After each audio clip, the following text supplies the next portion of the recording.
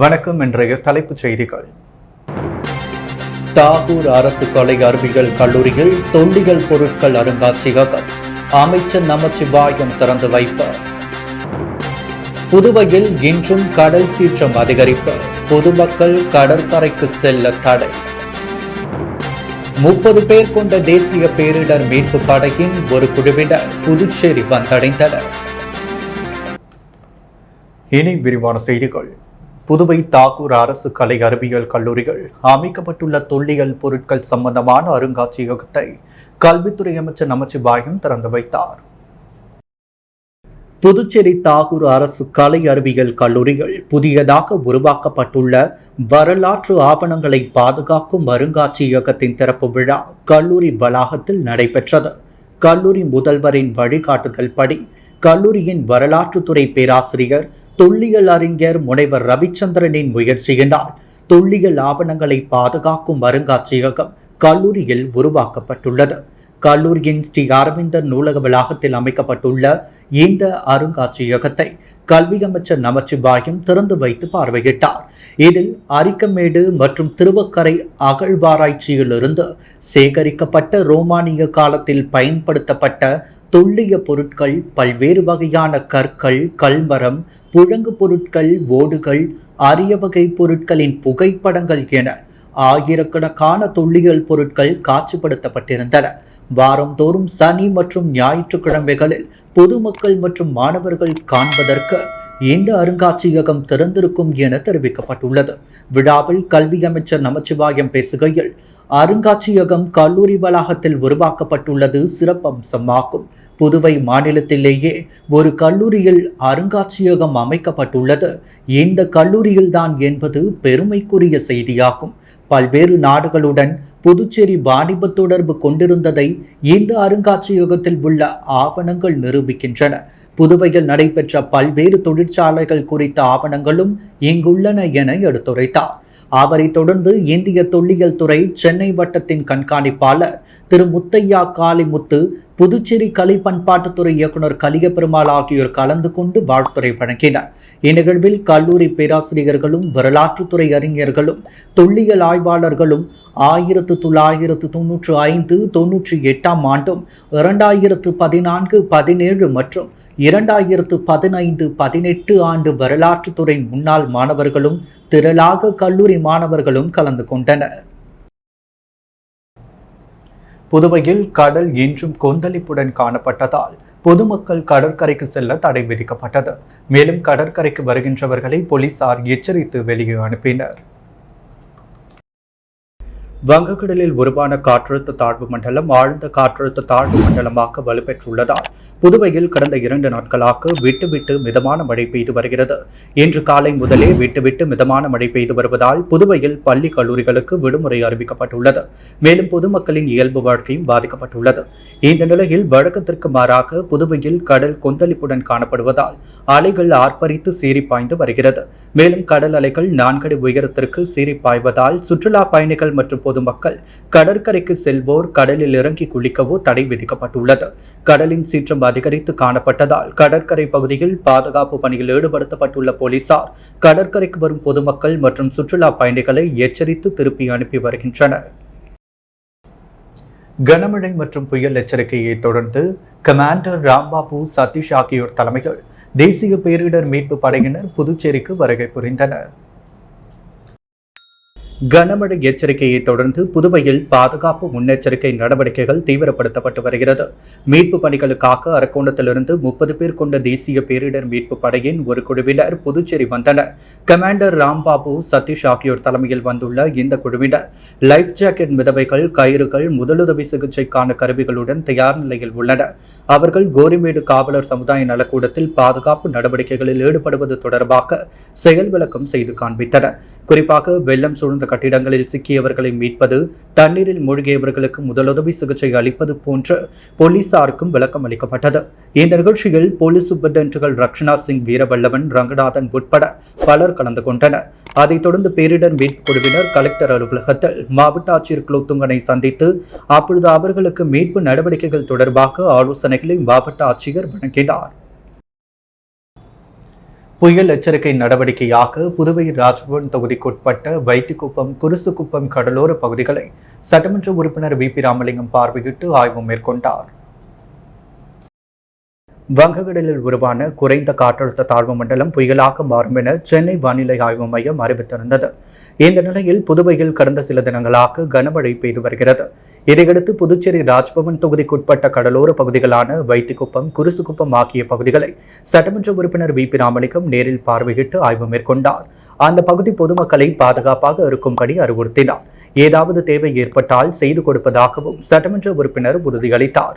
இந்த நிகழ்ச்சியில் ராஜ்பவன் தொகுதி பாஜக தலைவர் நாகராஜன், பொறுப்பாளர் ஆனந்த கண்ணன், மாநில ஓபிசி அணி துணைத் தலைவர் ஸ்ரீனிவாச பெருமாள் மற்றும் ராஜ்பவன் தொகுதி பாஜக நிர்வாகிகளான அருண்குமார், பாலா, பாலகிருஷ்ணன், குணா, தேசிங், சுஷீலா, பாக்கியா, உமா மகேஸ்வரி, கோவிந்தராஜ், ஆனந்த பாபு, நாகராஜ், ராகுல், ஹரீஷ், அரசு மற்றும் பாஜக நிர்வாகிகள் பலர் கலந்து கொண்டனர். புதுவை ராஜ்பவன் தொகுதிக்குட்பட்ட வைத்திக்குப்பம் பகுதியில் உள்ள அங்காள பரமேஸ்வரி ஆலய கட்டுமான பணிகளை சட்டமன்ற உறுப்பினர் வி.பி. ராமலிங்கம் பார்வையிட்டு ஆய்வு மேற்கொண்டார். புதுவை ராஜ்பவன் தொகுதிக்குட்பட்ட வைத்திக்குப்பம் பகுதியில் உள்ள ஸ்ரீ அங்காள பரமேஸ்வரி ஆலயத்தின் கட்டுமான பணிகள் நடைபெற்று வரும் நிலையில் இன்று நடைபெற்று வரும் கட்டுமான பணிகளை வைத்திக்குப்பம் பஞ்சாயத்து குழுவினரை நேரடியாக சந்தித்த சட்டமன்ற உறுப்பினர் வி.பி. ராமலிங்கம் பார்வையிட்டு ஆய்வு மேற்கொண்டார். மேலும் கட்டுமான பணிகளுக்கு தேவையான உதவி செய்வதாகவும் சட்டமன்ற உறுப்பினர் வி.பி. ராமலிங்கம் உறுதியளித்தார். முன்னதாக அங்காள பரமேஸ்வரியை சட்டமன்ற உறுப்பினர் வழிபட்டார். இந்த நிகழ்ச்சியில் ராஜ்பவன் தொகுதி பாஜக தலைவர் நாகராஜன், பொறுப்பாளர் ஆனந்த கண்ணன், மாநில ஓபிசி அணி துணைத் தலைவர் ஸ்ரீனிவாச பெருமாள் மற்றும் ராஜ்பவன் தொகுதி பாஜக நிர்வாகிகளான அருண்குமார், பாலா, பாலகிருஷ்ணன், குணா, தேசிங், சுஷீலா, பாக்கியா, உமா மகேஸ்வரி, கோவிந்தராஜ், ஆனந்த பாபு, ராகுல், ஹரீஷ், அரசு மற்றும் பாஜக நிர்வாகிகள் பலர் கலந்து கொண்டனர். அரியாங்குப்பம் சட்டமன்ற உறுப்பினர் அலுவலகத்தில் அவசர கால நடவடிக்கைகள் குறித்து சட்டமன்ற உறுப்பினர் பாஸ்கர் தலைமையில் அனைத்து துறை அதிகாரிகளின் ஆலோசனை கூட்டம் நடைபெற்றது. புதுவையில் கடந்த சில நாட்களாக கனமழை பெய்தது. மழை ஓய்ந்த நிலையில் தற்பொழுது வங்கக்கடலில் குறைந்த காற்றழுத்த தாழ்வு நிலை உருவாக்கி அது பெங்கல் புயலாக வலுப்பெற உள்ளதாக வானிலை ஆய்வு மையம் தெரிவித்துள்ளது. இந்த நிலையில் அதன் முன்னெச்சரிக்கை நடவடிக்கைகளை மேற்கொள்ள புதுவையில் முதல்வர், அமைச்சர்கள், சட்டமன்றம் மற்றும் நியமன சட்டமன்ற உறுப்பினர்கள் என அனைத்து தொகுதிகளிலும் அனைத்து துறைகளை சார்ந்த அதிகாரிகளை அழைத்து முன்னெச்சரிக்கை நடவடிக்கைகள் மேற்கொள்ள ஆலோசனை கூட்டங்கள் நடத்த வேண்டும் என்று துணைநிலை ஆளுநர் கைலாஷ்நாதன் உத்தரவிட்டார். அதைத் தொடர்ந்து நேற்று அரியாங்குப்பம் தொகுதியில் சட்டமன்ற உறுப்பினர் பாஸ்கரேந்திர தட்சிணாமூர்த்தி தலைமையில் ஆலோசனைக் கூட்டம் நடைபெற்றது. வருவாய்த்துறை தாசில்தார் பிரதீப், தேங்காய் திட்டு, முருங்கப்பாக்கம், அரியாங்குப்பம் பகுதிகளைச் சேர்ந்த ஆர்.ஐ. தன்ராஜ், வி.ஏ.ஓ. மதன், சுந்தர், மின்துறை உதவி பொறியாளர்கள் சக்திவேல், ஜில்பர்ட், ஜேம்ஸ், இளநிலை பொறியாளர்கள் லூர்தராஜ், ரமேஷ், பொதுப்பணித்துறை குடிநீர் பிரிவு இளநிலை பொறியாளர் அரியாங்குப்பம் கோபாலகிருஷ்ணன், முதலியார்பேட்டை கோபாலகிருஷ்ணன், புதுவை நகராட்சி செயற்பொறியாளர் சிவபாலன், உதவி பொறியாளர் வெங்கடாச்சலபதி, இளநிலை பொறியாளர் ஞானசேகரன், அரியாங்குப்பம் கொம்யூன் பஞ்சாயத்து ஆணையர் ரமேஷ், உதவி பொறியாளர் ரமேஷ், இளநிலை பொறியாளர் நாகராஜன், பொதுப்பணித்துறை தெற்கு பிரிவு உதவி பொறியாளர் கோபி, இளநிலை பொறியாளர் நடராஜன், முருங்கப்பாக்கம் ஆரம்ப சுகாதார நிலைய மருத்துவர் மேனகா, மீன்வளத்துறை துணை இயக்குநர் மீரா சாஹிப், ஆய்வாளர் சைமன் லியா ஆகியோர் கலந்து கொண்டனர். இதில் வரவிருக்கும் பெங்கல் புயலை எப்படி சமாளிப்பது, பாதுகாப்பதிலிருந்து எப்படி காத்துக்கொள்வது, மரம் விழுந்தால் சரி செய்வது, அப்புறப்படுத்துவது, மின்சாரம் தடைப்பட்டால் உடனடியாக வழங்குவது, மருந்து மாத்திரைகள், ஆம்புலன்ஸ் வசதி உதவிக்கு தயார் நிலையில் வைத்திருப்பது, மழைநீர் தேங்கி நின்றால் பொக்லைன் இயந்திரம் மூலம் தூர்வாரி வெளியேற்றுவது, பொதுமக்களுக்கு தடையில்லாமல் உணவளிப்பது உள்ளிட்ட பல்வேறு ஆலோசனைகள் மேற்கொள்ளப்பட்டது. கூட்டத்தில் புதிய திட்டங்கள் மற்றும் நடைமுறைகள் ஏதேனும் இருந்தால் அதனை வாட்ஸ்அப் குழுக்களில் பதிவு செய்யுங்கள். மழைக்காலங்கள் மட்டுமின்றி அனைத்து நாட்களிலும் மரம் வெட்டவோ, நீரை வெளியேற்றவோ அல்லது வேறு ஏதேனும் உதவிகள் செய்ய அரசு அதிகாரிகளுக்கு ஆட்கள் தேவைப்பட்டாலோ தன்னை தொடர்பு கொள்ளவும், அதனை தொகுதி மக்களுக்காக தான் உடனடியாக செய்து கொடுக்கிறேன் என உறுதியளித்தார். அரியாங்குப்பத்தில் நடைபெற்ற அரசாங்கங்கள் மூலம் உள்ளூர் ஜனநாயகமும் உள்ளூர் வளர்ச்சியும் என்ற கருத்தரங்கில் புதுவையில் உள்ளாட்சி தேர்தலை நடத்த காங்கிரஸ் கட்சியினர் வலியுறுத்தினர். புதுச்சேரி காங்கிரஸ் கட்சியின் அமைப்பான ராஜீவ்காந்தி பஞ்சாயத்து ராஜ் சங்கத்தின் சார்பில் உள்ளாட்சி அரசாங்கங்கள் மூலம் உள்ளூர் ஜனநாயகமும் உள்ளூர் வளர்ச்சியும் என்ற கருத்தரங்கம் நேற்று அரியாங்குப்பத்தில் உள்ள தனியார் மண்டபத்தில் நடைபெற்றது. நிகழ்ச்சிக்கு அதன் மாநில தலைவர் அமுதரசன் தலைமை தாங்கினார். பொறுப்பாளர் ரமேஷ் முன்னிலை வகிக்க இந்நிகழ்ச்சியில் சிறப்பு விருந்தினராக ராஜீவ்காந்தி பஞ்சாயத்து ராஜ் சங்க தேசிய தலைவரும் முன்னாள் சட்டமன்ற உறுப்பினருமான ஹர்ஷ்வர்தன் சப்கல் கலந்து கொண்டு சிறப்புரையாற்றினார். அவர் பேசுகையில் ஸ்வராஜ் திட்டத்தின் மூலம் அரசியல் அமைப்பை சரியான முறையில் பயன்படுத்தி மக்களுக்கான ஆட்சியை மக்களுக்கு சிறப்பாக தர வேண்டும். அனைத்து மாநிலத்திலும் வெவ்வேறு ஆட்சி அதிகாரங்கள் மாறுபடும். இந்த திட்டத்தின் மூலம் செயல்பட்டால் நன்றாக நடைபெறும். இந்த ஸ்வராஜ் திட்டத்தினை பொதுமக்களிடமே ஒப்படைக்க வேண்டும். முதலமைச்சர்கள், மத்திய அமைச்சர்கள், சட்டமன்ற உறுப்பினர்கள் எப்படி முக்கியமோ அதேபோல் ஒவ்வொரு குடிமகன்களும் முக்கியம். இந்த திட்டத்தை புதுவையில் நடைமுறைப்படுத்தினால் புதுவை மாநிலம் ஒரு எடுத்துக்காட்டாக விளங்கும். கிராமங்கள் வளர்ந்தால்தான் நாடு வளரும். எங்களது நோக்கமும் அதுவே எனவும் தெரிவித்துள்ளார். புதுவையில் விரைவில் உள்ளாட்சி தேர்தல் நடத்த வேண்டும் என்று பேசினார். இந்நிகழ்ச்சியில் முன்னாள் சட்டமன்ற உறுப்பினர்கள் MNR பாலன், விஜயவேணி மற்றும் மாநில, மாவட்ட, வட்டார தலைவர்கள், நிர்வாகிகள், இளைஞர் காங்கிரஸ், சேவா தளம், RGPRS, மகளிர் காங்கிரஸ், மாணவர் காங்கிரஸ், SC ST, மீனவர் காங்கிரஸ் மற்றும் அனைத்து பிரிவு தலைவர்கள், பொறுப்பாளர்கள் கலந்து கொண்டனர். புதுவையில் சிறுவர்களுக்கு கஞ்சா விற்ற 3 இளைஞர்களை போலீசார் கைது செய்தனர். கோரிமேடு காவல் நிலைய எல்லைக்குட்பட்ட தட்டாஞ்சாவடி மார்க்கெட் கமிட்டி அருகில் இளைஞர்கள் சிலர் சிறுவர்களுக்கு கஞ்சா விற்பதாக போலீசாருக்கு நேற்று முன்தினம் தகவல் கிடைத்தது.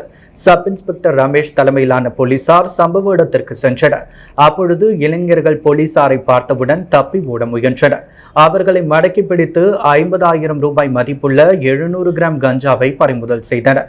விசாரணையில் அவர்கள் புதுவையை சேர்ந்த 20 வயதாகும் தனுஷ், சென்னையன்பேட்டை கார்த்திக் ராஜ் வயது 19 என்பதும், செயின்ட் பால்பேட் கௌதம் ஆகியோர் என தெரிய வந்தது.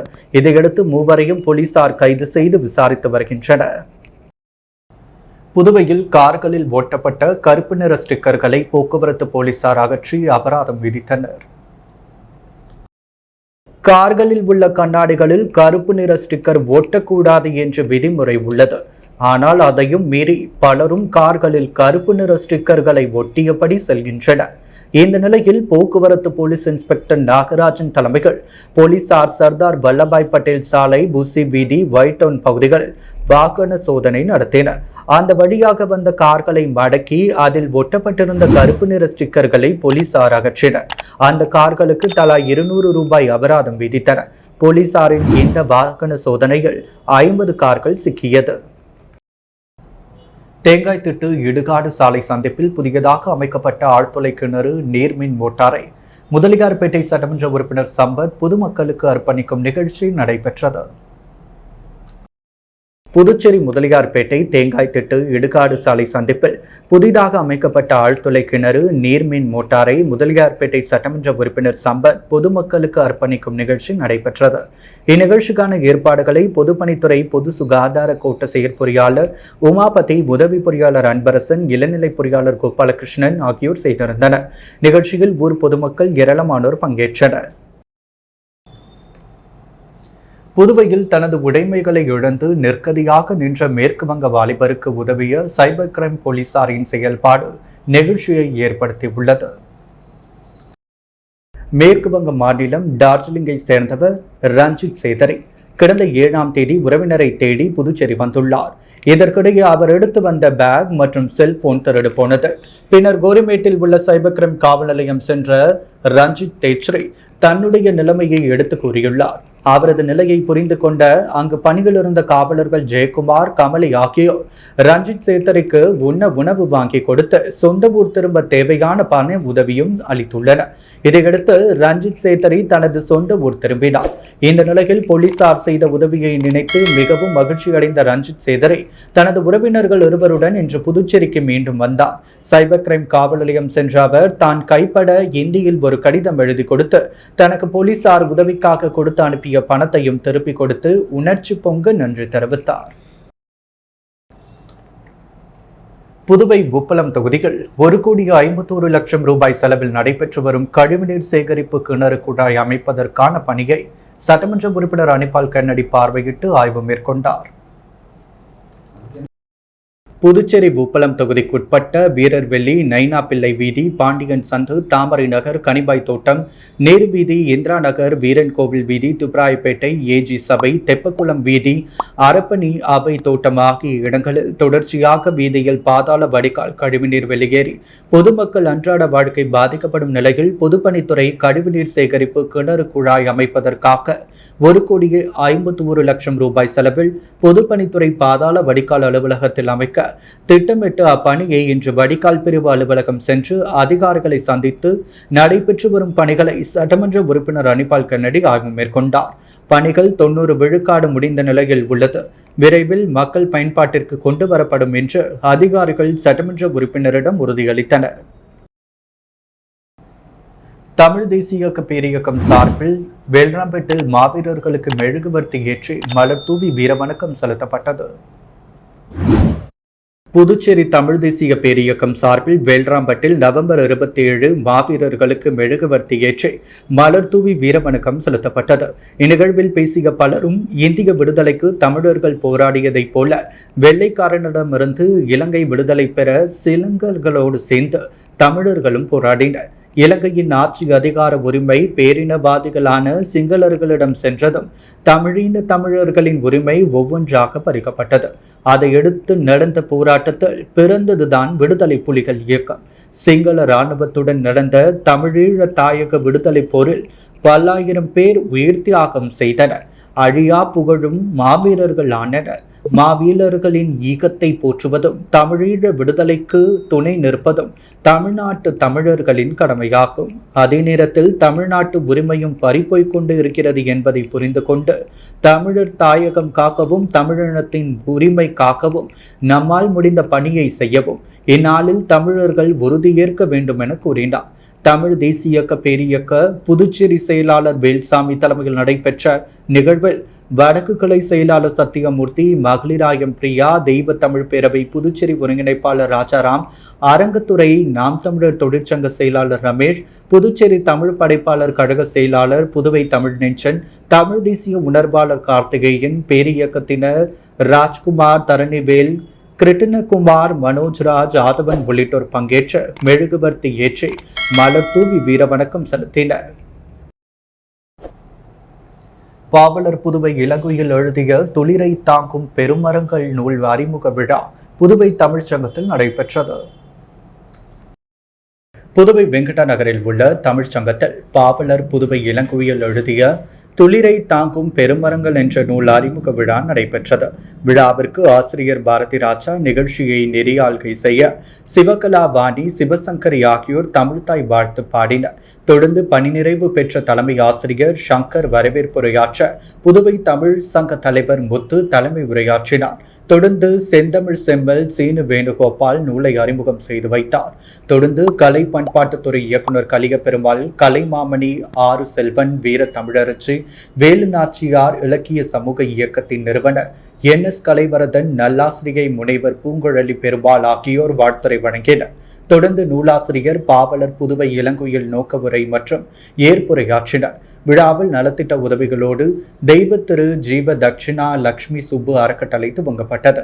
இந்த அறக்கட்டளையை கல்யாணி சித்ராதேவி, கமல வாசகி, சிவகலைவாணி, சிவசங்கரி ஆகியோர் குத்துவிளக்கேற்றி துவக்கி வைத்தனர். மேலும் இந்த நிகழ்ச்சியில் பாவலர் புதுவை யுக பாரதி, கலை முதியோர் இல்ல நிறுவனர் கலைவாணி கணேசன் உள்ளிட்டோர் கலந்து கொண்டு விழாவை சிறப்பித்தனர். புதுச்சேரி முதலியார்பேட்டையில் டெங்கு காய்ச்சலை கட்டுப்படுத்தும் விதமாக ஸ்ரீ ஐயா மக்கள் நல இயக்கத்தின் நிறுவன தலைவர், பாஜக பொறுப்பாளர், முன்னாள் நகரமன்ற உறுப்பினர் சத்யராஜ் பொதுமக்களுக்கு கபசுர குடிநீர் வழங்கி துவக்கி வைத்தார்.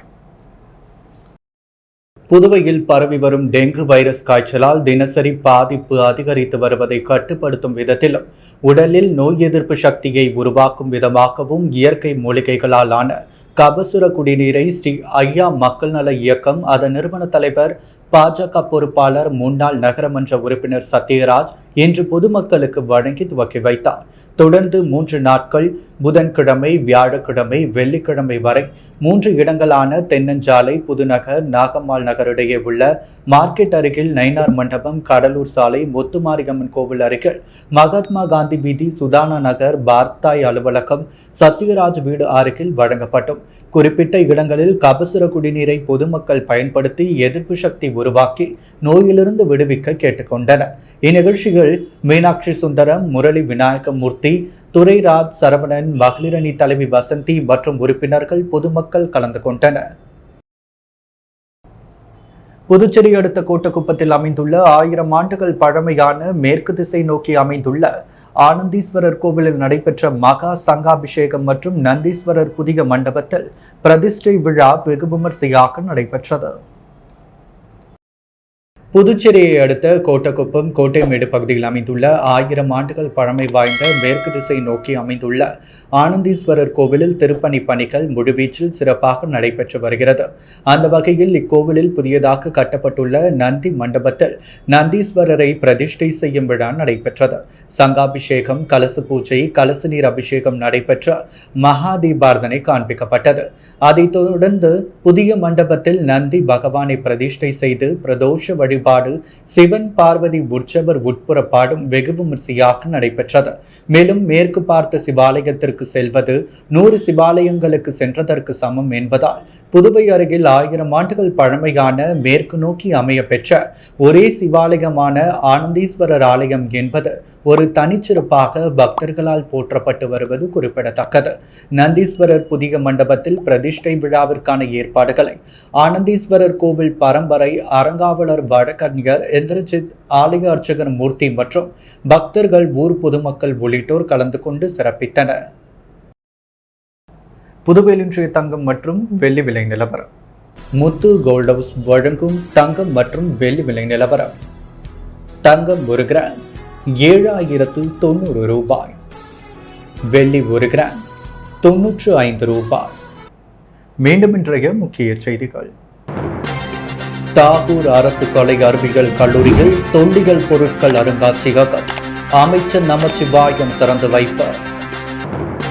புதுவையில் இன்றும் கடல் சீற்றம் அதிகரிப்பு, பொதுமக்கள் கடற்கரைக்கு செல்ல தடை. 30 பேர் கொண்ட தேசிய பேரிடர் மீட்பு படையின் ஒரு குழுவினர் புதுச்சேரி வந்தடைந்தனர்.